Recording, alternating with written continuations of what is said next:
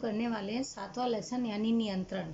BA subject हमारा और lesson है 7वां यानी चैप्टर 7 नियंत्रण यानी कंट्रोल। तो इसकी शुरुआत हम कर रहे हैं प्रस्तावना से। व्यवसायिक इकाई निश्चित उद्देश्य प्राप्ति के लिए स्थापित की जाती है, यानी कोई भी व्यापार जब शुरू करते हैं उसका मेन उद्देश्य क्या होता है कि लाभ प्राप्त करना ही उसका उद्देश्य होता है, और यह सोच करके ही वो एक अपना व्यवसाय शुरू करते हैं। यानी पहले उन्होंने एक निश्चित उद्देश्य रखा और उसके बाद उन्होंने अपना ये व्यवसाय शुरू किया। यह दीर्घकाल समय के या समय के लिए हो सकता है। अब जो उनका उद्देश्य है, व्यवसायिक उद्देश्य है, वो काफ़ी लंबे सालों के लिए भी हो सकता है और कम सालों के लिए भी हो सकता है। यानी ऐसा उसमें कोई फिक्स नहीं है कि हम नहीं कर सकते, कम समय के लिए नहीं कर सकते। वो आपका उद्देश्य है, आप किस प्रकार से व्यवसाय करते हो। यानी कम समय के लिए भी कर सकते हो तो काफ़ी लंबे समय के लिए भी कर सकते हो। ध्येय प्राप्ति के लिए विविध प्रवृत्तियों का आयोजन किया जाता है। अब जब उद्देश्य, अब व्यवसाय करें तो कोई उसके पीछे कोई ना कोई उद्देश्य तो होता ही है हमारा, तो उसको प्राप्त करने के लिए हम बहुत सारे नए नए आयोजन के द्वारा किस प्रकार से प्राप्त कर सके यानी काम करने की सोचते हैं। आयोजन लागू करने के लिए व्यवस्था तंत्र की रचना की जाती है। अब जब आयोजन हम कब के लिए बनाएंगे, आने वाले समय के लिए जो बनाया जाता है वो आयोजन होता है। अब उस आयोजन के द्वारा हम क्या करते हैं, जो अपने व्यावसायिक रूप है, जो व्यवसाय चलाने का जो तरीका है, जो उद्देश्य है, उसको किस प्रकार से शुरू करें, यानी उसके लिए एक व्यवस्था बनाई जाती है। यानी कैसे काम करेंगे, कैसे होगा, कितना पैसा लगेगा, किस किस से करेंगे, ये सब उसकी रचना बनाई जाती है। इकाई की योजनाएं चाहे कितनी सावधानी पूर्वक निर्मित की गई हो, यानी कितना भी ध्यान लगा करके आप कोई योजना बनाओ, कितने उसमें सावधानी बरतो, लेकिन इसके लिए इकाई ने आदर्श व्यवस्था की रचना की हो, फिर भी विविध योजनाओं को लागू करते समय अवरोध और रुकावटें सर्जित होती है। आप तो हमेशा अच्छा ही करने का सोचते हो, यानी सोच समझ के काम करते हो, लेकिन फिर भी सावधानी रख के हम चलते हैं, लेकिन फिर भी कई बार क्या होता है कि चलते चलते हमारी ठोकर लग जाती है, पैर पत्थर बीच में आ जाता है, या मान लीजिए एक्सीडेंट हो जाता है। तो ये तो हम जानबूझकर नहीं करते, हमारे सावधानी रखने के बावजूद ये सब होता है। उसी प्रकार से व्यवसाय जब शुरू करते हैं तो व्यवसाय शुरू करने के लिए उद्देश्य रखा जाता है कि हमारा मेन उद्देश्य क्या है, हम व्यवसाय क्यों कर रहे हैं, कौन सा कर रहे हैं, ये हमारा उद्देश्य होता है। फिर उसकी जो व्यवस्था भी अच्छे सावधानी पूर्वक बनाई गई है, क्योंकि हमें तो यही है ना कि हम जो काम कर रहे हैं वो अच्छा कर रहे हैं। लेकिन फिर भी जब ये योजनाएं बना ली जाती है तो जब लागू करते हैं ना उस समय भी, यानी जब उनको चलाया जाता है, यानी किस प्रकार से काम करना, तो भी काफ़ी सारी रुकावटों का सामना करना पड़ता है, यानी बहुत सारी कठिनाइयाँ आ जाती है। हमारे सोच समझ के कार्य करने के बावजूद भी ऐसा होता है। इन परिबलों को दूर करके आयोजन के अनुसार कार्य को ये देखने का कार्य नियंत्रण करता है। यानी ये जो बहुत सारी समस्याएं जो आती है उनको जब दूर करा जाता है, दूर करने के लिए, दूर कैसे करते हैं, क्योंकि पहले से हम उनके लिए प्रिपेयर हो जाते हैं, तैयार हो जाते हैं आयोजन बनाने के अनुसार।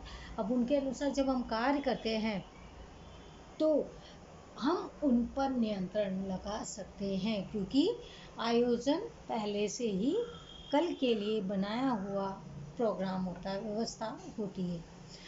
नियंत्रण सेवाओं को पूरा करने के लिए कर्मचारियों की प्रवृत्ति की जांच करने और भूले सुधारने की प्रक्रिया है। ये जब हम नियंत्रण करते हैं, नियंत्रण कब करते हैं, यानी आयोजन वगैरह तो आपने बना लिया, जब उनमें उसके बावजूद जब योजनाएं, सुनी सी योजनाएं भी अमल में लाई जाती है तो कुछ रुकावटें आती है। अब क्यों रुकावट आ रही है, तो उन रुकावटों को दूर करने के लिए जो योजनाएं बनाई जाती है, तब नियंत्रण कैसे करेंगे, यानी जो कर्मचारी कार्य करते हैं उन कर्मचारियों की जांच की जाती है। अब जांच करने के बाद कई बार क्या होता है कि कर्मचारियों से भी, अब हम इंसान हैं, गलतियां तो हमसे होती है, तो उनकी जो गलतियां हैं, जो भूलें हैं, उनको सुधारने की प्रक्रिया के लिए नियंत्रण लगाया जाता है। आ ही गया होगा समझ में तो कि नियंत्रण क्या होता है। अब है नियंत्रण। ये तो था हमारी प्रस्तावना।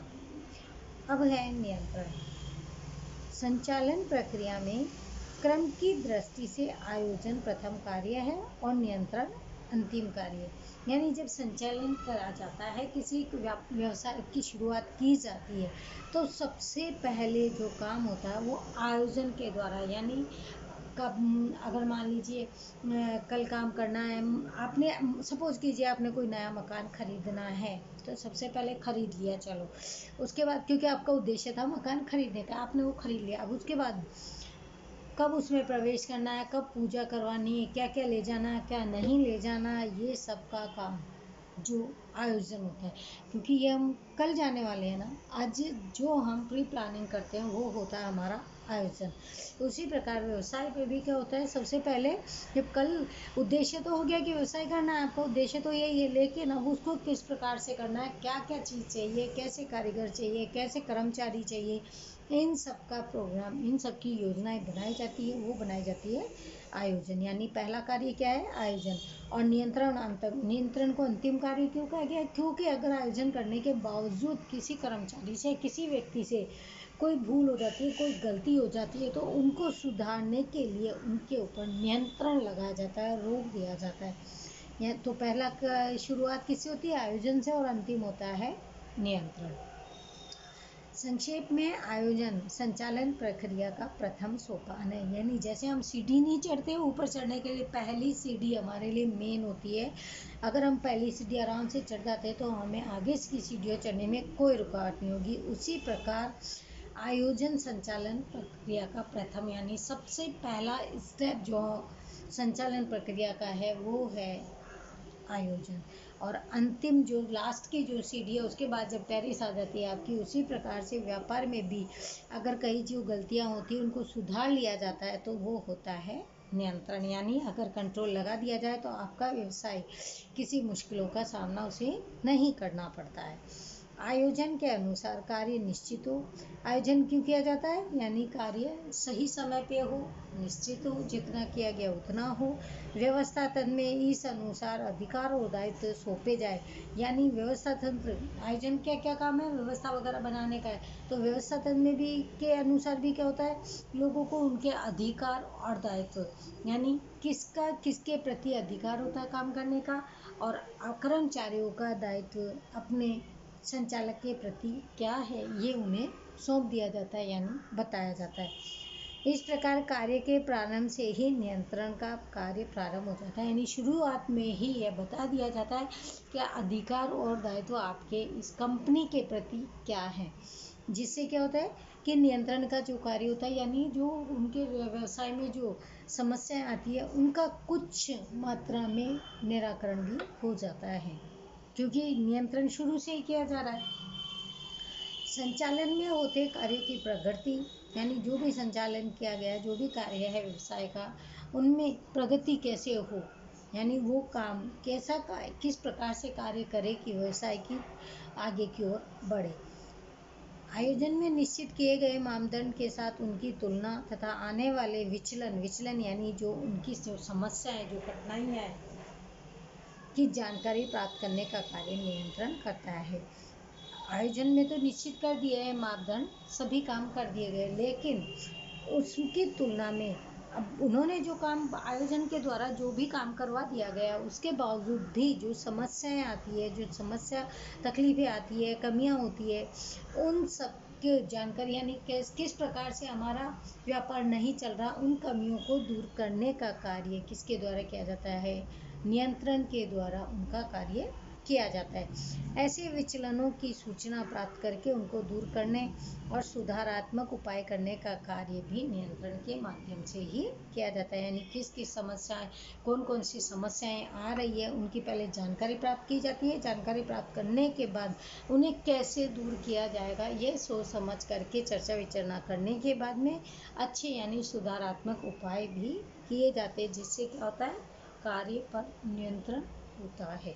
अब है अर्थ, सामान्य अर्थ में नियंत्रण अर्थात इकाई में कौन से कार्य हो रहे हैं यह निश्चित करना, किए गए कार्यों का मूल्यांकन करना। नियंत्रण क्या है, यानी जो भी क्या व्यवसायिक इकाई में कौन सा कार्य किया जा रहा है, यानी व्यापार कर रहे हो आप, व्यवसाय कर रहे हो तो कौन सा कर रहे हो, यह निश्चित करना है। सबसे पहले क्या है कि कौन सा काम जो कर रहे हो वो कितना करना है, यानी ये सोचना है सबसे पहले। उसके बाद में किए गए कार्यों का, यानी जो आपने कार्य किया वो सही है या नहीं है, मूल्यांकन करना पड़ता है। और यदि आवश्यक हो तो सुधारात्मक उपाय करने का कार्य करना। अब उसमें जब मूल्यांकन, जांच पड़ताल जब की जाती है और लगता है कि इसमें कुछ और अच्छा हम कर सकते हैं इस व्यवसाय को, तो उसमें क्या करना है, उसमें सुधारात्मक उपाय करके उस कार्य की योजना को और अच्छा बनाया जा सकता है, और उससे क्या होगा, व्यवसाय में वृद्धि होगी, यानी लाभ होगा। फिर है आयोजन, ध्येय निर्धारित करता है। आयोजन का क्या है कि हम आयोजन जो बना रहे हैं, जो प्री प्लानिंग बना रहे हैं कल के लिए, वो उद्देश्य को ध्यान में रखकर बनाया जाता है। और नियंत्रण उसे क्या करता है, प्रभावशाली बनाता है। वो प्रभावशाली कैसे बनाएगा, अगर कोई फेरबदल हो रहा है, कुछ कमियां हो रही है, तो उनमें सुधारात्मक उपाय करके उसे और अच्छा बनाने की कोशिश की जाती है नियंत्रण के माध्यम से, जिससे वो प्रभावशाली हो सकता है। अब चीज़ एक ही है, कहने का तरीका भी एक ही है, लेकिन सब अपने अपने अलग अलग, जो अर्थशास्त्री हमारे, वो अपने विचार अलग अलग तरीके से प्रस्तुत करते हैं।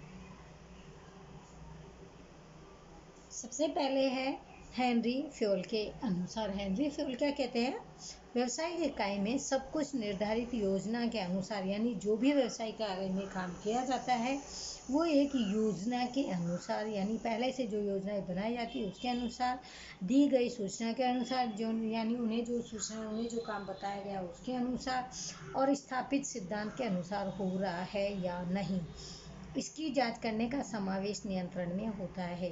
हेनरी फ्योल क्या कहते हैं कि जो भी काम किया जा रहा है व्यवसाय में, वो जो पहले योजनाएं बनाई थी उसके अनुसार हो रहा है या नहीं, जो उनको बताया गया है उसके अनुसार हो रहा है या नहीं, या जो सिद्धांत उन्होंने लागू किए गए हैं उसके अनुसार हो रहा है या नहीं, इन सब की जांच पड़ताल की जाती है। और जांच पड़ताल करने के बाद, यानी इन सब के अनुसार जांच पड़ताल में ये सब चीज़ें निकल ही जाती है कि कौन सी कमियां हैं, क्या किया जा रहा है, नहीं किया जा रहा है। तो उसमें जब कोई कमी होती है या कोई कमजोरी अगर नज़र आती है कि हमारे द्वारा कोई काम अच्छा नहीं हो रहा है, उन्हें ढूंढा जाता है, उनकी जांच पड़ताल की जाती है कि अगर है कमियां तो वो क्यों हैं, उन्हें दूर किस प्रकार से किया जा सकता है, जिससे इनको सुधारा जा सके, और पुनः उन्हें, यानी उनमें जो सुधारात्मक उपाय करके, और दोबारा ऐसा कमियां नहीं आनी चाहिए, त्रुटियां नहीं होनी चाहिए, उन्हें भी रोका जाए, इसीलिए उन्हें का सुधारात्मक उपाय किया जाता है। ये कौन कह रहा है, हेनरी फ्योल ये कह रहे हैं। फिर है पीटर एफ ड्रैकर के अनुसार, नियंत्रण अर्थात प्रयत्न और परिणाम, साधन और उद्देश्य के मध्य संतुलन स्थापित करने का कार्य भी करता है। यानी नियंत्रण क्या करता है कि प्रयत्न और परिणाम, यानी वो अपने, यानी जो कमियां होती है तो उसका प्रयत्न क्या रहता है कि इन कमियों को दूर किया जाए, कमियां दूर करेंगे, उसके लिए अगर कमियां दूर हो जाती है तो परिणाम भी अच्छे मिलेंगे, यानी व्यावसायिक जो व्यापार जो किया जा रहा है उसमें अच्छे परिणाम मिलेंगे, अधिक उत्पादन होगा। साधन और उद्देश्य के मध्य संतुलन स्थापित करने का काम, यानी जो भी उनके पास जो साधन है उनके द्वारा किस प्रकार से उद्देश्य की प्राप्ति की जा सके, यह काम करता है नियंत्रण, यानी नियंत्रण के द्वारा ये कार्य किया जाता है। ये कह रहे हैं पीटर एफ ड्रैकर। अब संक्षेप में पूर्व निर्धारित स्तरों के अनुरूप होते रहे इस प्रकार से प्रवृत्तियों का नियमन करना नियंत्रण का हृदय है। नियंत्रण का हृदय क्यों बताया, क्योंकि जो भी नियम व्यवसाय इकाई में बनाए गए हैं उनका सही रूप से पालन होना आवश्यक है। अब है लक्षण। पहला पॉइंट है आयोजन के साथ संबंध। सबसे पहले नियंत्रण में पहला पॉइंट क्या है, आयोजन के साथ संबंध किस प्रकार से होने आवश्यक है। आयोजन और नियंत्रण दोनों एक सिक्के के दो पहलू है। जैसे एक सिक्का नहीं होता, दोनों साइड उनमें बना हुआ होता है। इस साइकिल के दो पहिए मानो, अगर एक पहिया भी साइकिल का नहीं रहता है तो क्या साइकिल चलेगी? अगर घर में मान लो हस्बैंड वाइफ दोनों में से कोई एक में टकरार हो जाए, ये एक किसी कारणवश नहीं है, तो एक व्यक्ति पूरा घर बार नहीं संभाल सकता। उसी प्रकार से आयोजन और नियंत्रण दोनों एक सिक्के के दो पहलू हैं, यानी दोनों का व्यवसाय इकाई में महत्वपूर्ण योगदान माना जाता है। अगर कोई एक भी नहीं होगा तो व्यवसाय सुचारू रूप से नहीं चल सकता है। आयोजन योजना निर्माण का कार्य करता है, यानी आयोजन क्या करता है? योजनाएं बनाता है, यानी कैसे काम करना है, किस प्रकार से करना है, उसके द्वारा लाभ प्राप्त हो, कर्मचारी कैसे रखने चाहिए, ये सब का काम करने वाला कौन होता है? आयोजन होता है। यानी आने वाली प्रणाली पहले से बनाई जाती है और नियंत्रण योजना के अनुसार कार्य हो रहा है या नहीं, यह देखने का कार्य है। और नियंत्रण का काम क्या हो रहा है? जो आयोजन ने जो योजना जो बनाई है उसके अनुरूप व्यवसाय में कार्य हो रहा है या नहीं, यह देखने का काम उसका नियंत्रण का है। इसीलिए आयोजन और नियंत्रण जुड़वा बालकों के समान है, यानी एक व्यक्ति काम कर रहा है, यानी एक के अगर बदले में अगर एक व्यक्ति काम नहीं करता है तो फिर वो दूसरा व्यक्ति भी काम नहीं कर सकता है। इन्हें जुड़वा बालकों के समान कहा गया है। आयोजन के बिना नियंत्रण ऐसा, जब आयोजन ही नहीं होगा तो हम नियंत्रण किस पे करेंगे? यानी एक सिक्के के दो पहलू इसीलिए कहा है। व्यक्ति अगर, जब हमारे दो हाथ होते हैं किसी व्यक्ति के, तो दोनों हाथों को व्यक्ति जब काम में ले लेता है तो काम फुर्ती से होता है, जल्दी से होता है। लेकिन सपोज कीजिए अगर एक ही हाथ है तो वो एक काम करने के लिए उसे समय भी अधिक लगेगा और जो उसके एक हाथ का भार है वो दूसरे पे पड़ने से काम करने में समस्याएं भी आएगी। इसीलिए किसी भी व्यवसाय इकाई को शुरू करने के लिए आयोजन और नियंत्रण होना संभव है। अगर कोई एक भी नहीं होता इसमें तो फिर व्यवसायिक इकाई सही रूप से नहीं चलती। सेकंड पॉइंट है प्रत्येक स्तर का कार्य। स्तर जो हमने पहले पढ़े थे 3, उच्च स्तर, निम्न स्तर और उच्च स्तर, मध्य स्तर और निम्न स्तर, 3 स्तर जो हमने पढ़े थे। अब इसमें है प्रत्येक स्तर का कार्य, यानी अब सभी स्तर में जो भी अलग अलग स्तर होते हैं, उच्च स्तर में अलग काम है, मध्य में अलग है, निम्न में अलग है, इन तीनों का कार्य भी अलग अलग होता है। प्रत्येक नियंत्रण का कार्य संचालन के प्रत्येक स्तर पर होता है। अब नियंत्रण का काम है तीनों स्तर को ही देखना है, ऐसा तो है नहीं एक स्तर को देख लेंगे तो व्यवसायिक इकाई अपने उद्देश्य की प्राप्ति कर लेगी। वो जो तीनों जो स्तर हैं उनके, यानी प्रत्येक जो स्तर है उन सभी पर नियंत्रण रखने का कार्य किया जाता है। यानी संचालन के जो भी संचालक किया गया है उन्हें प्रत्येक कार्य को देखने का कार्य किया जाता है। किसी भी एक स्तर में मान लीजिए काम सही नहीं हो रहा तो दोनों स्तर में भी समस्या आने वाली है। इसीलिए उसकी उसी वक्त उस स्तर की जो कमियां हैं, जो खामियां, उन्हें दूर किया जा सकता है। यह किसी एक विभाग या अनुभाग तक सीमित नहीं है। ये ऐसा नहीं है कि किसी एक भाग के लिए सीमित करिए, नहीं, नियंत्रण सभी के लिए बराबर ही होता है। संचालन के प्रत्येक स्तर में अधिकारी या पदाधिकारी के द्वारा अपने अधीनस्थ या कर्मचारी पर का नियंत्रण होता है। यानी संचालन का प्रत्येक जो स्तर होता है उसमें जब काम करने वाले होते हैं, अधिकारी भी होते हैं, पदाधिकारी भी होते हैं, वे अपने अपने, अब जब सभी स्तर के अलग अलग अधिकारी पदाधिकारी होते हैं, अब उनके अधीनस्थ भी जो काम करने वाले व्यक्ति हैं, कर्मचारी गण हैं, उन पर भी नियंत्रण किया जाता है, क्योंकि काम तो उनके द्वारा ही खराब होने वाला है।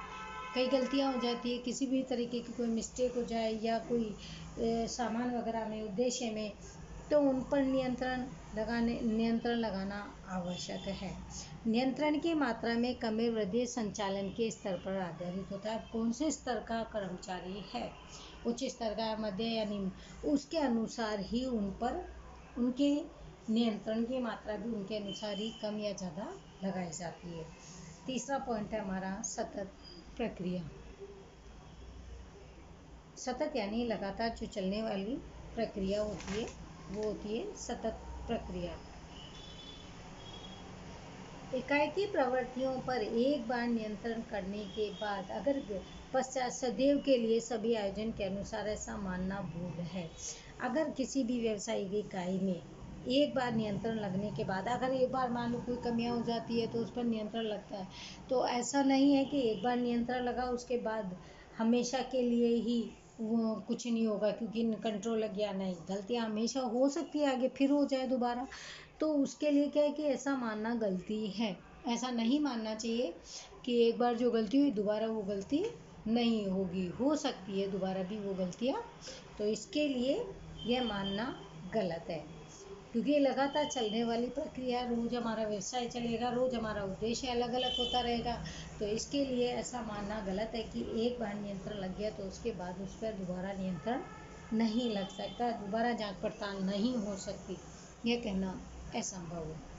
वास्तव में प्रत्येक कर्मचारी की प्रवृत्ति की निरंतर देखरेख करके विचलनों को दूर करने के लिए प्रयत्नशील रहना पड़ता है। प्रत्येक कर्मचारी की प्रवृत्ति, जो उसमें काम करने, व्यवसायिक इकाई में जो काम करने वाले जो कर्मचारी होते हैं, उनकी सभी जो भी प्रवृत्तियाँ, जिस प्रकार भी वो काम करते हैं, जो भी वो काम करते हैं, उन पर ध्यान रखना, यानी लगातार उन पर ध्यान रखना, और जो भी उनके में कमियां आती है, विचलनें आती है, समस्याएं आती है, कठिनाई आती है, उनको दूर करने का प्रयत्न निरंतर करते रहना पड़ता है। और ये सब किसके द्वारा होता है? नियंत्रण के माध्यम से उनकी कमियों को दूर किया जा सकता है। गुणवत्ता बनाए रखने का अंकुश तथा खर्च पर अंकुश हो, यह महत्व की निरंतर प्रवृत्ति है। अब जो भी गुणवत्ता है, जो भी क्वालिटी है, अगर मान लीजिए किसी कारणवश किसी में कोई कमियां हो गई, तो अब उनको कैसे बनाए रखेंगे? अब वो उसमें खर्चा करने के बजाय उनमें नियंत्रण लगा देंगे, ताकि वो जो भी उनकी जो कमियां हैं, जो विचलन है, जो समस्याएं आ रही है, उन सब समस्याओं को दूर किया जा सके। 4th पॉइंट हमारा है संचालन का अंतिम कार्य। संचालन में आयोजन के द्वारा इकाई के उद्देश्य निश्चित किए जाए, व्यवस्था तंत्र द्वारा उनको लागू किया जाए, कर्मचारी व्यवस्था की रचना करके उनको मार्गदर्शन दिया जाए। यानी संचालन का अंतिम कार्य क्या है? संचालन का अंतिम कार्य है, यानी आखिरी में जो संचालन का काम होता है वो क्या है कि आयोजन के द्वारा जो भी उद्देश्य निश्चित किए गए हैं, यानी व्यवसायिक इकाई में जो भी उद्देश्य हैं उन्हें निश्चित किए गए हैं, वो व्यवस्था तंत्र के द्वारा। अब व्यवस्था किस प्रकार से बनाई जानी है? उद्देश्यों के अनुसार व्यवस्था बनाई जा रही है, तो उन्हें वो लागू करने पड़ते हैं। कर्मचारी व्यवस्था की रचना करके फिर उन्हें मार्गदर्शन दिया जाता है, आगे की राह बताई जाती है कि आपको ये, क्योंकि जब कमियां हटा दी जाएगी, विचलन दूर कर दिए जाएंगे, तो उन्हें राह बताई जाएगी कि उसके बाद नियंत्रण की कार्रवाई प्रारंभ होती है। यानी सभी कार्य करने के बाद, सभी सुधारात्मक उपाय करने के बाद उस पर फिर नियंत्रण की कार्रवाई, फिर उस पर कंट्रोल लगाया जाता है। पहले समझा दिया जाता है, मार्गदर्शन दिया जाता है, फिर भी अगर कुछ गलती आती है तो फिर उस पर नियंत्रण लगाया जाता है। अर्थात संचालन के सभी कार्य नियंत्रण से पहले किए जाए, यह आवश्यक है। यानी किसी भी चीज़ पर नियंत्रण लगे, रोक लगे, उससे पहले हमें क्या करना चाहिए? पहले से ही काम अच्छा सा कर देना चाहिए, ताकि लगे नहीं कि कोई गलतियाँ हमसे हो रही है। अगर गलतियाँ हो रही है तो उनकी कमियों को दूर करने का उपाय भी हमें करना चाहिए। नियंत्रण का कार्य नियमन करने का है। अब नियंत्रण क्यों किया जाता है? क्योंकि जब तक कोई किसी भी चीज़ को, ऐसा ही हो चाहे कोई भी हो, जब तक नियम नहीं बनाएंगे हमारा काम नहीं होगा। और नियंत्रण इसीलिए लगाया जाता है कि कार्य को रोक करके पहले जो कार्य में जो कमियां हैं उनमें सुधारात्मक उपाय करें, उसके बाद में यानी उनकी जो समस्या है उन्हें सुधार करके नया काम करना जाए, तब जाके उस व्यवसाय में जो विचलन आ रही है वो भी दूर हो जाती है। जो इकाई की प्रवृत्तियाँ कार्य होने के पश्चात ही प्रारंभ होता है। अब ये जो भी काम करने शुरू कब होगा? पहले इन सभी जो भी प्रवृत्तियाँ हैं, जो भी काम किया जा रहा है व्यवसाय में, उन सबको देखा जाएगा, उसके बाद ही वो वापस से उसे शुरू किया जाता है। इसीलिए नियंत्रण संचालन का अंतिम कार्य, यानी लास्ट में यही, आखिरी में यही कार्य होता है कि उस पर नियंत्रण लगाया जाए। उससे पहले समस्याओं को समाधान करने के लिए काफ़ी सारे मार्गदर्शन भी दिया जाता है। 5th पॉइंट है भविष्य के साथ संबंध, यानी आने वाला जो समय है उसके अनुसार संबंध बिठाना। आयोजन का भविष्य के साथ संबंध होता है। आयोजन का क्या है, अभी के लिए हम आयोजन नहीं बना रहे, हम अगर अभी भी बनाएंगे तो आने वाले 1 घंटे बाद, 2 घंटे बाद उसके लिए हम आयोजन बनाएंगे। यानी वर्तमान के लिए हम आयोजन नहीं बना सकते, आने वाले समय के लिए, जिसे हम भविष्य काल कहते हैं, उसके लिए ही हमें आयोजन बनाना होता है और इसका संबंध उसी के साथ होता है। संचालक भूतकाल को नियंत्रित कर नहीं कर सकता। अब आने वाला समय संचालक कैसे करेगा उस पर नियंत्रण, उसे क्या पता कल क्या होने वाला है। हमने तो सिर्फ कल के बस अनुमान लगा करके हमने तो प्लान बना लिया, हमें क्या पता हम काम करने वाले हैं, कल हड़ताल हो जाएगी, मार्केट बंद हो जाएगा, या मान लीजिए बारिश आ जाएगी, हमें क्या पता। ये तो हम कुछ भी नहीं कर सकते, यानी आने वाले समय का हम ध्यान नहीं लगा सकते। भूतकाल को नियंत्रित नहीं कर सकते। जो हमारा समय व्यतीत हो गया, जो जा चुका, हम उसको भी रिकवर कैसे करेंगे। हम सिर्फ आने वाले समय के अच्छा सोच करके हम यह काम कर सकते हैं, क्योंकि हमारा किससे होता है, हमारा आने वाले समय के लिए जो योजनाएं होती है उसके लिए काम करना आयोजन कहलाता है, ना कि हमारा जो जा चुका वक्त उसके लिए।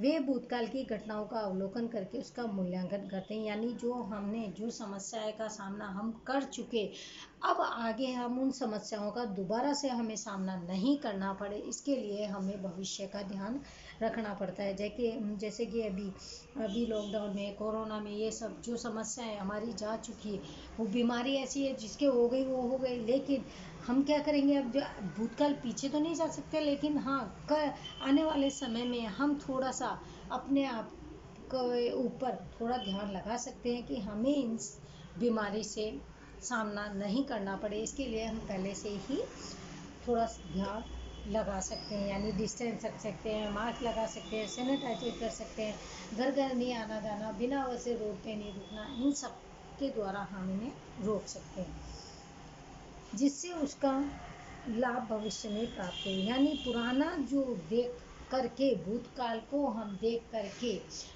उसमें सुधारात्मक उपाय करके हम भविष्य में अच्छा फल प्राप्त कर सकते हैं।